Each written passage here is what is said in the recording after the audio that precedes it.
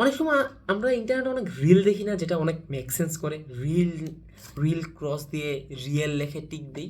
তার মধ্যে একটা যে কি ক্লোসাম, ভুলে গেছি শব্দটা, মানে ওই এরিনার মধ্যে হয় না যে মানুষজনকে ফাইট করাতো আগের দিন ইটালি বা বিভিন্ন দেশে।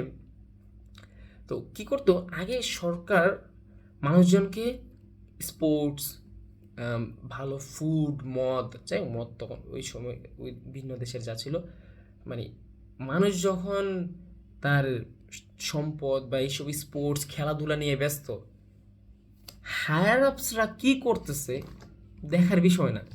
আজকে মনে করেন বাংলাদেশ ভার্সেস ইন্ডিয়ার ম্যাচ বা ব্রাজিল ভার্সেস আর্জেন্টিনার ম্যাচ, আজকে যদি 10টা খুনও হয়, বাংলাদেশের একটা মেজরিটি মানুষ, 10টা মনে করেন মেজর ক্যারেক্টার খুন হয়েছে, তবু এরপরে মেজরিটি মানুষ কি দেখবে জানেন? এই স্কোরটা কত দেখিস তো। আন্দোলনে চলে যাবে, আন্দোলনে চলে গিয়েও নেট থাকলে মোবাইলে ক্রিকেটের স্কোর, কি ছিল ফুটবলের স্কোরটা দেখবে, মিস করবে না, আন্দোলন করবে মোবাইলে স্কোরটার দিকে তাকায় থাকবে।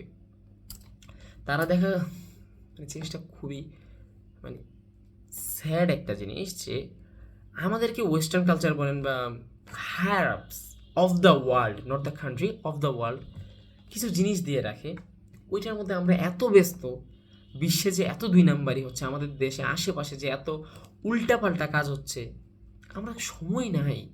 আমরা কিসে ব্যস্ত? আমরা ব্যস্ত আমার ফেভারিট প্লেয়ারের জার্সিটা পরাতে, আমরা ব্যস্ত আমাদের যে ফেভারিট অ্যাক্টর আছে তারা কি মুভি বানালো, তারা কই ঘুরতে গেছে, তারা কার সাথে বিয়ে করছে, কার সাথে ব্রেকআপ হয়েছে, এই স্টোরি নিয়ে আমরা ব্যস্ত। আমাদের ফেভারিট যে ইনফ্লুয়েন্সার আছে সে কি আজকে ভিডিও দিল কি দিল না, আমরা ওটা নিয়ে ব্যস্ত। আমরা দেখতেছি না যে আমার, যদিও এখন একটু হলেও বাংলাদেশের পার্সপেক্টিভে চেঞ্জ হয়েছে, আর জানি না হয়তো আমার হয়েছে, আশেপাশে আমার অনেক ফ্রেন্ডসদেরও হয়েছে, যে কোন পলিটিশিয়ানস কী করতেছে এই দিকটা আমরা একটু দেখি।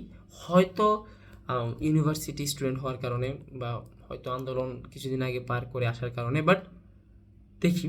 কিন্তু এই জিনিসটা হওয়া উচিত। জাস্ট ভালো ফুড পাতে আছে, পকেটে একটা ইনকাম আছে, মেজর ম্যাক্রো লেভেলের ডিসিশনস আমাকে মাইক্রো লেভেলেও ইম্প্যাক্ট রাখে, বাজে লেভেলের ইম্প্যাক্ট রাখে। সো আশেপাশে কী ঘটতেছে, make sure you question that. ডেভেলপমেন্টের কাজগুলো যাতে বিঘ্ন না ঘটে, তবে কোয়েশ্চেন করুন ইমপ্রুভমেন্টের জন্য, নামাই দেওয়ার জন্য না। যে এখন আসিফ মাহমুদ্দিন মনে করেন বিভিন্ন জায়গায় বিভিন্ন কাজ করতেছে, তার ভুলগুলো চোখে আঙুল দিয়ে ধরিয়ে দিন। অনেক ভালো একটা ভাই, আমাদের ক্যাম্পাসে এসেছিল, কথা বলেছিলাম, উনি একদম ওপেনলি কথা বলতেছে, ভালোই লেগেছিল কথাবার্তা বলতে। বাট ওটা এখন ইস্যু না। মেন ইস্যু হচ্ছে চেষ্টা করেন ক্রিটিসিজম করতে একটু কনস্ট্রাকটিভ, যেন আপনার ক্রিটিসিজমকে বেস বানিয়ে কাজ করা যায়, নাকি কাজ থামিয়ে নেওয়া যায়। এটুকুই। ধন্যবাদ। আসসালামু আলাইকুম।